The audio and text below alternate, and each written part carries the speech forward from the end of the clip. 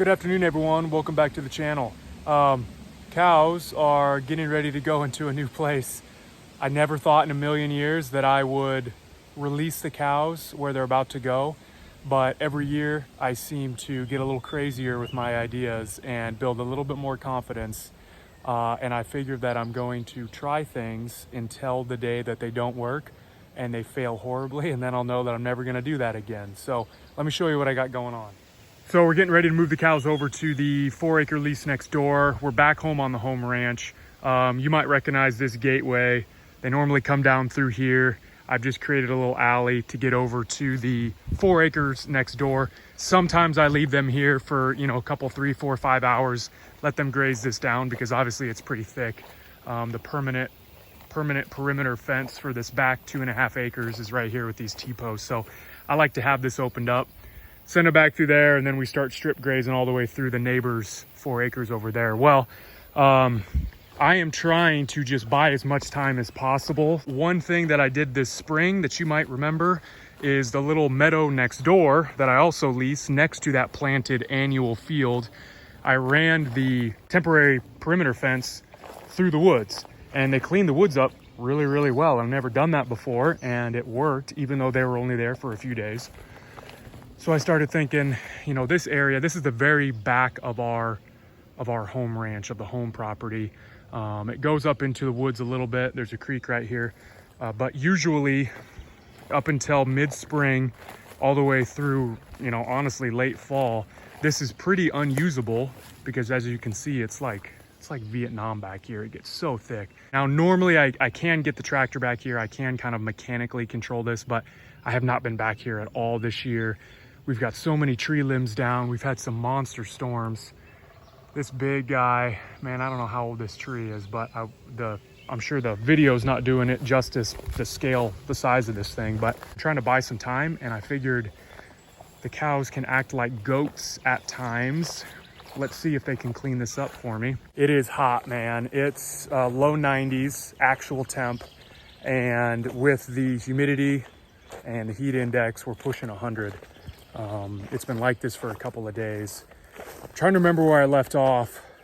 The herd was on the 16-acre lease up the road. I worked my way through everything that I could. I think I grazed every square inch of that 16-acre lease just about to buy time because I was going out of the country and I wanted to bring the herd home and put them on the 2.5 acres right behind the house for the duration of the time that I was gone, to make it easier for my dad to watch the cattle, water the cattle, make sure everything was good. So they were gonna get set stocked on that 2.5 acres for about a week, and it's actually been closer to 2 weeks now. So they've severely grazed it. I'll show you that in a minute. It definitely needs to be mown down, everything reset, and then it's gonna be left alone until fall. Because of the heat and the humidity, I haven't wanted to move the herd next door, and that's another reason for setting them up back here. That 4-acre lease next door really doesn't provide a whole lot of shade, honestly. And those areas just get beat up and they are really, really weedy. There's no good grass growing on them right now. So I'd like to give them a break. So I figure if this whole area behind me down in the timber can stay open to them, they can come down here, they can hang out, they can get out of the sun, get in the shade, and then they can march up to the actual pasture to do their grazing. So I hope that they've gotten their excitement out of their system already today. When I got home from work this morning, just to buy about half a day, I moved them into actually the backyard and the front yard around my house. Really good grass, lots of clover. They were yelling and screaming at me when I got home. And the minute I opened that up to them, they went crazy. They sprinted around for a while. And so I hope that the heat of the day right now and the fact that they've kind of already gotten new fresh stuff will keep them from sprinting around the perimeter of this stuff back there. But we'll see. This could go horribly wrong. Oh, what do we think? Is it too hot to be doing this? I'd like to wait till this evening, but I'd rather not have you guys back there for the first time overnight. Come on, girls.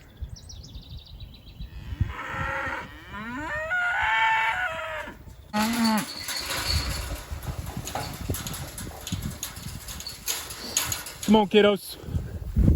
So I had actually already opened up this lane to them a few days ago and let them let them graze this corridor. This is normally where I take the tractor. I knew I was going to be zipping back and forth with all of my temporary fence stuff to get next door over there. So I felt really bad about smashing this all down. And again, it just kind of bought me some time.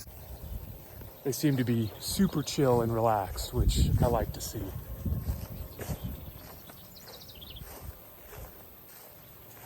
Really, my biggest concern with that back here in the woods is, I've talked about it before, deer and everything running through the woods, you know, that's their area. That's wildlife. They're not used to ever having any fences up there. The cows are never back there. So sometimes deer come hauling balls through certain areas of the properties that I run, and they take down the fences. And if the girls were to get out, man, it's an endless nothingness back there on the other side of the creek. So it's definitely going to be stressful until I figure out if they're going to stay in or not.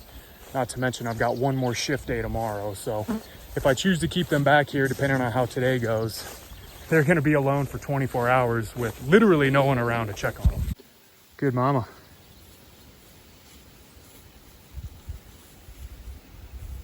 There's plenty of scratching trees on here. You guys are going to be a big fan of that.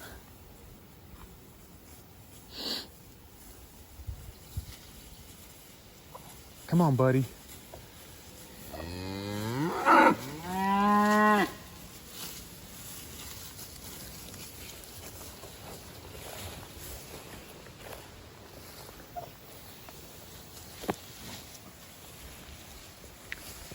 I really do hope that they can find a lot of good stuff to eat back here.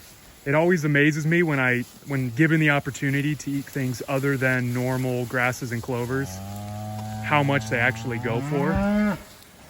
And so I really hope that some of these really broadleaf plants that they have, you know, no experience with, no exposure to, I hope that there's a lot for them to eat.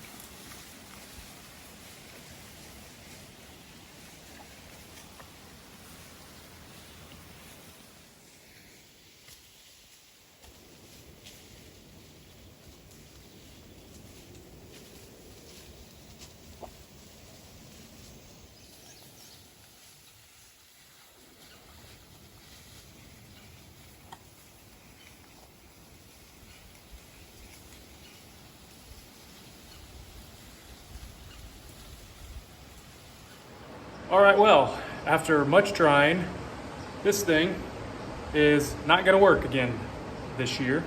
Hard to believe that after the spring we had with the insane amount of rain, I think we were close to 7 inches total of rain this spring, which is the most we've ever had. We are still down on the water table. In fact, the water table is still at least 20 feet below the surface, because 20 feet is the max lift capacity of this little Milwaukee transfer pump. And it served me great for a few years, but obviously we've had a few years of drought, and I can no longer draw out of our well pit. So I'm gonna have to haul water 60 gallons at a time until I have a chance to get to somewhere and buy a trash pump. It's probably time for a motorized trash pump that has a greater lift capacity. So once again, the Ranger and the water tank come into play, come in to save me. So here's kind of a bird's eye view of that 2.5 acres behind the house. You can see just how hammered it is. I mean, obviously the lawn that I turned them onto this morning is fairly green, but this stuff was green and lush. And yeah, we've had a lot of that high heat, bright sun for the last couple days, but man, they did a bang up job knocking everything out. And you know, they definitely did overgraze it in spots, but to be honest with you, this pasture has always had so much duff and, you know, undergrowth, very thick undergrowth, that walking through, there's still so much left. I mean, even when it looked like they were out of stuff to eat, I'd see the cows put their heads down and they'd come up with mouthfuls of grass that I'm assuming was just stuff that had been, you know, years of laying over. I mean, after they got through the green tips and the clovers and some of that, for the most part, in all reality, the rest of this 2.5 acres was like standing hay. While I'm out here, this electric green you see, that's the planted annual field. And That's the only good thing about having this heat that we've been having, because those summer annuals really need heat to start cranking. I mentioned earlier that I was grazing the yard. I was grazing every inch that I could out of that 16-acre lease up the road to buy time. Well, this is the main reason. I just don't feel like this stuff is as tall as it should be. You know, a lot of the species that I chose, I only did a 7-way species this year as opposed to 13 like I did the year before, but pretty much everything I chose really was like 60 to 75 day maturity. So we're already 45 plus days in, and a lot of this stuff really should be at least a foot tall, if not 2 feet tall, and it's just not growing. And I don't know if that's because I don't know why. I'm not going to sit here and speculate. Obviously weather or soil conditions, something was different this year. Morning. It's about 5:30 and need to head down, move cows for the day before I head into work. I'm a little apprehensive just because I'm pretty sure they did all right last night. I was out here mowing this pasture until about 9 o'clock last night, and I still saw them hanging out. So I'm sure they did fine overnight, but I'm mentally preparing myself for getting down here and discovering that they have busted out and that they're gone. So, oh, spooked them. Sorry, girls. Should have said something coming up. Well, everyone's still here, so that's a good sign. There's one thing I was thinking about though last night as I was falling asleep. Not quite sure how I'm gonna power my perimeter fence. So what I've done, you know, in the years past is obviously here's my power.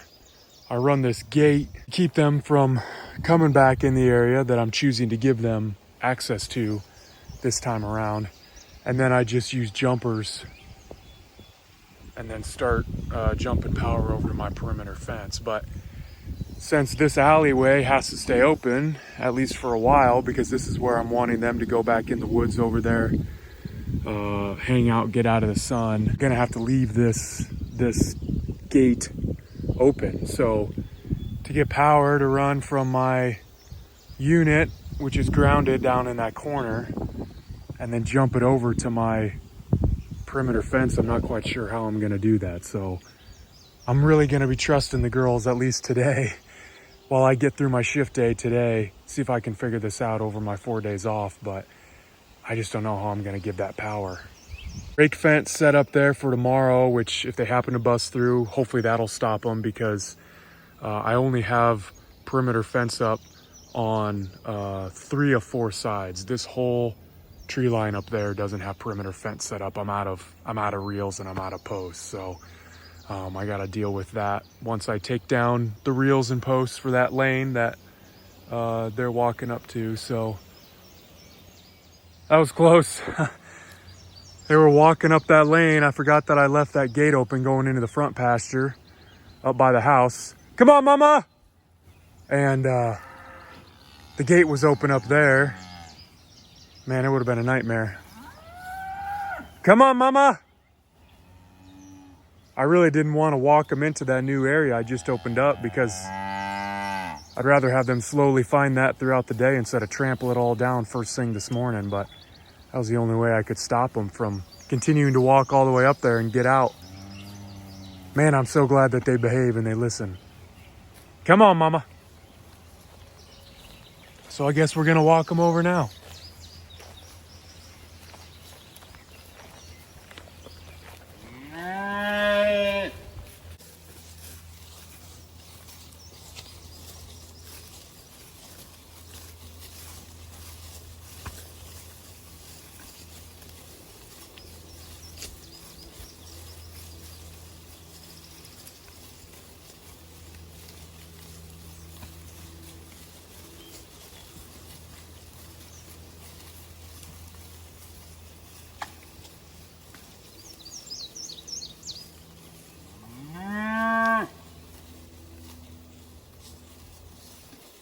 Hi.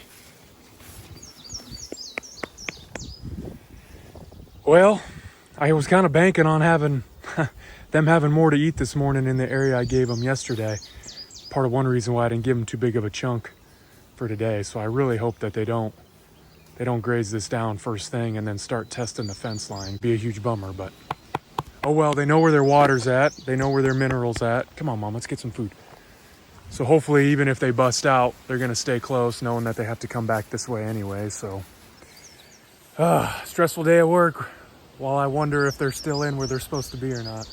Oh well, like I said, doing stuff different every year, kind of pushing the envelope is the only way I'm gonna know if stuff like this is gonna work in the future. And if it fails horribly and I come home from work in the morning and none of the cows are here and they've escaped, then I'll know that I'm never going to not power the perimeter fence again, not put up an entire double strand perimeter fence before I turn the cows in, and probably not ever give them this little area by the timber ever again, because that's kind of throwing the whole plan off from what it is normally. So all right, guys, questions, comments, concerns, sarcastic remarks, leave a comment. You know the drill. I'll get back with you guys. I love talking with you guys. I'm gonna go visit the butcher tomorrow morning. It's gotta happen. I've narrowed it down to 2. There's 2 butchers within about an hour each way, an hour north, hour south of us, that I think could be a good fit for our operation. So I'm gonna go meet with them tomorrow for the first time and get that ball rolling. So yeah, thanks for following along. We'll catch up with you guys later, and I hope everyone has an awesome summer.